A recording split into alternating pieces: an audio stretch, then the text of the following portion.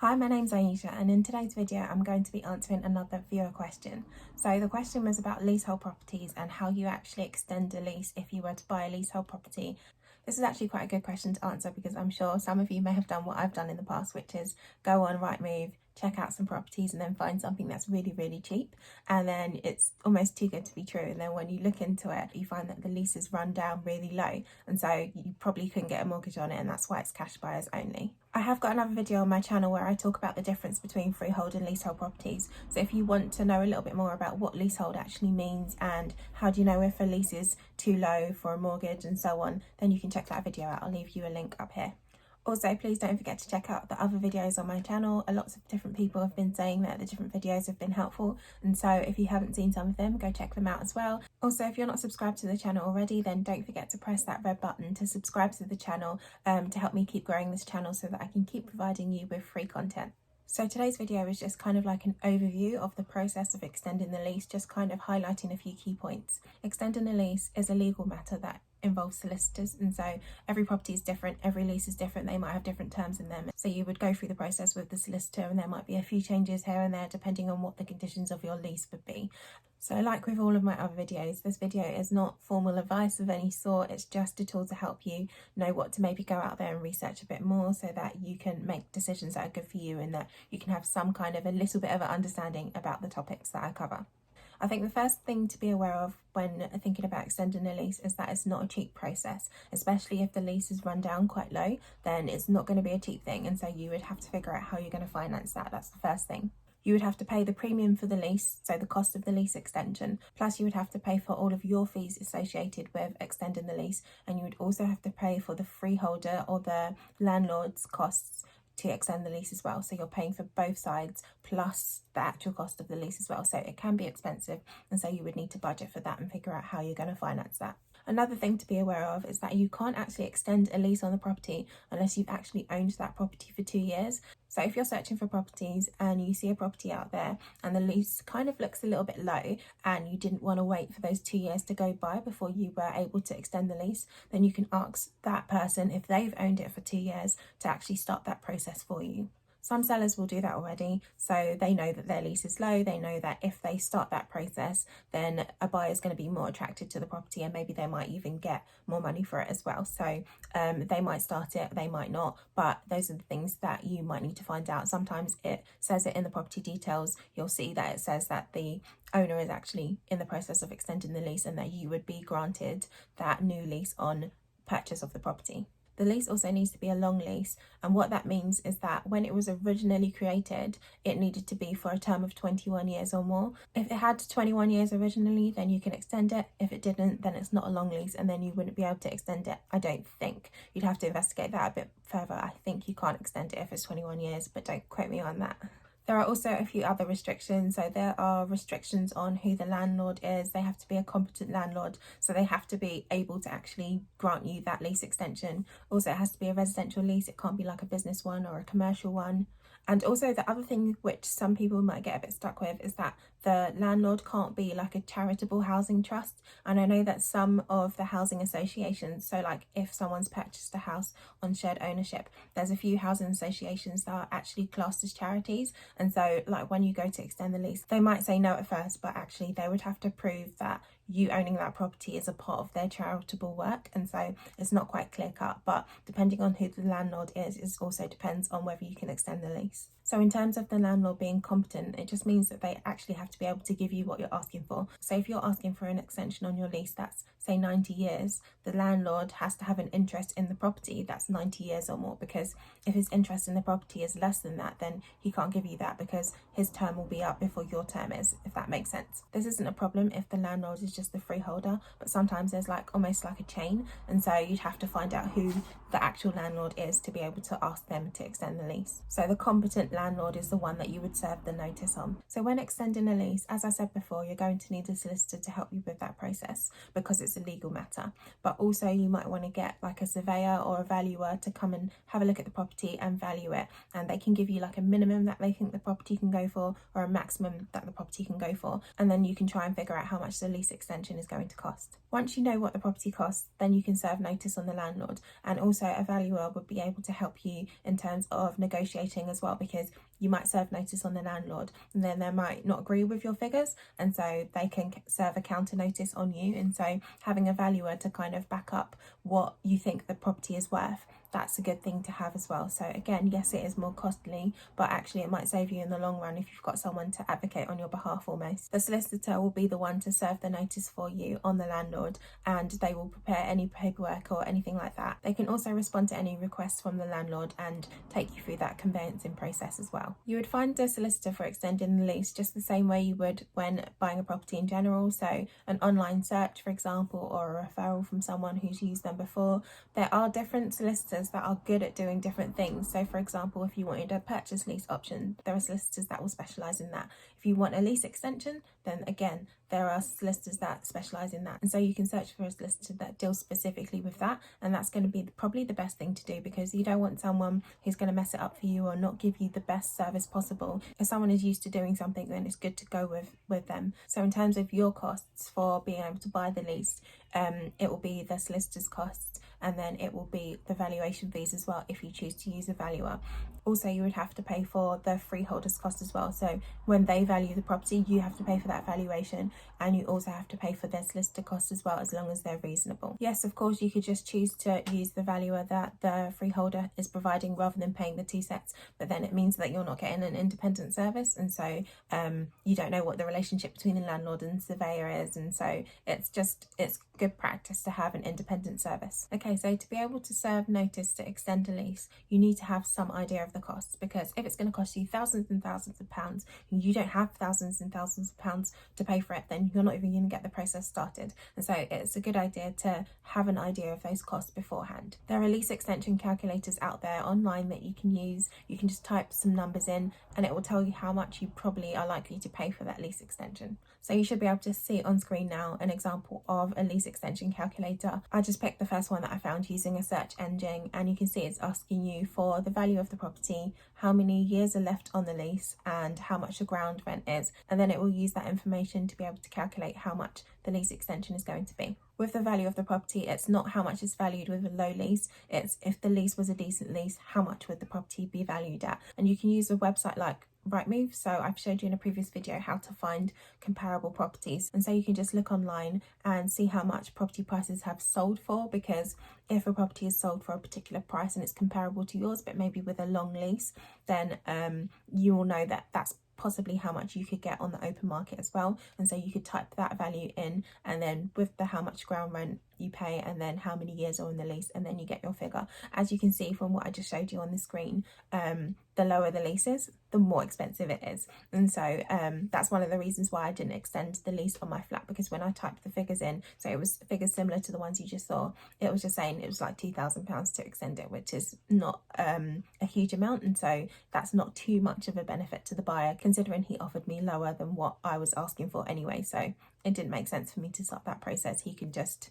do it himself. So once you know roughly how much it's going to cost, then you're going to have some kind of idea as to whether you can afford it or not, and then you can just go on from there. If you know it's not affordable for you right now, then obviously you're not going to spend money on valuation fees and solicitor's fees and so on, because you're not going to be able to afford the actual lease extension as well. So to be able to extend the lease, you also need to have correct information from your landlord. So you need to know who that competent landlord is, as I mentioned before, what a competent landlord is. Really, this information should be information that you already have. So when you purchase a property that has a lease on it, you get a copy of the lease and you can see who the freeholders are as well. It has their address and contact details on it as well, and also sometimes it's on like the ground rent information or the service charge information as well. You can see who the freeholder is and how to contact them, so it should be easy. Sometimes it's not easy because things change, people pass away, whatever happens. Sometimes it's not quite straightforward, and there are processes in place to deal with things if you can't find the landlord, but you should be able to sometimes look on land registry and other like online searches to be able to find that information if you find that the information you've got in your details is not correct. Also, just to say that having a leasehold property is no different to like when you're renting. So when you're renting a property, you have a right to the landlord's information by law. You should have their contact details, you should know where they live and so on. And it's the same with buying a leasehold property as well. You should have the contact details for the freeholder, and you're obligated to have that information by law. And so if you find that you haven't got that, or the information is outdated, you can request that, and you're supposed to receive it within 21 days. It's good to know your rights when it comes to renting and when it comes to just leasehold in general. Okay, so once you know who you're dealing with, who the competent landlord is, then you can serve what's called a Section 42 notice. And of course, like I said, the solicitor will do that on behalf of you. It's important to know that the date on that Section 42 notice that you serve, that becomes the date of the valuation. So if you maybe served a Section 42 notice today, today would be the date of the valuation of the property. So if next week the property market crashed and you think you might be able to save yourself some money, it doesn't matter. So whatever date is on that Section 42 notice, that's the date of the valuation and that's the number of years left on the lease. So a solicitor will take the details for you and do it all, but inside the notice you just put details of who you are, the property's details, the amount you want to pay for it, any terms that you want to change maybe can go in there as well. If you're obviously just extending it as it is with the same terms, then that's not too complicated. But if you wanted to change something within reason, obviously, then you could put that in and ask them for that as well at the same time. Also, your solicitor's details will be on there, and then there'll also be a date that the landlord has to serve their counter notice by. So as I said, if the landlord doesn't like your terms, they can serve a counter notice, they can change the price of it or the terms of it if they want to, and the date for that has to be at least 2 months away. So if someone was selling a property with a low lease on it, this is the point that they would have to get to be able to give the benefit of the lease extension to someone else. So they would have to get a solicitor, know how much the property is worth, and they would have to serve that Section 42 notice on the landlord, and whoever buys the property can benefit from that without having to wait 2 years. After the landlord has checked out the information and they're satisfied that you are the leaseholder and you are eligible for a lease extension, they can then get the property valued themselves. The freeholder can also ask the leaseholder to pay a deposit within 14 days, and that deposit will either be £250 or it'll be 10% of the cost of the lease extension, and so it'll be whichever one is higher. Obviously, if the lease extension is only going to cost £1,000, then it will be £250. But if it's a very expensive lease and it's going to cost tens of thousands to, or maybe like 10,000 to extend, then it'll be 10% of the cost. And so you need to have that 10% ready to pay within 14 days. So like I said, they can either serve a counter notice if they're not happy with the terms that you have suggested, or they can actually, if the property only has like 5 years or less than 5 years on it, they can refuse to grant a lease extension as well. So I've never really seen a property that has a lease that's that low, but I'm sure they do exist out there. But it's good to know that if there's less than 5 years on the lease and the freeholder is thinking that maybe they want to redevelop the land and do something else with it, then they're within their rights to refuse to grant a lease extension. If a landlord doesn't respond to a leaseholder's request to extend a lease, then again, there are processes in place to deal with that, and you have to go through like court and stuff to be able to sort it out and to be able to get that lease extension that you are entitled to. Once the landlord and the leaseholder have come to an agreement, then the solicitors will handle it from there, and it should take about 4 months or so to be able to get sorted. The time frame for lease extensions are actually quite strict, and so the whole process should really be wrapped up within 6 months. So you have 2 months to negotiate and then another 4 months to sort of complete. But that's only if everything goes to plan, like I said, and if things aren't going well, like maybe you can't come to an agreement or you can't find someone or whatever, then it can go through court, and then obviously the process becomes much longer. But assuming everything is well, 2 months in the first instance and then 4 months to wrap everything up.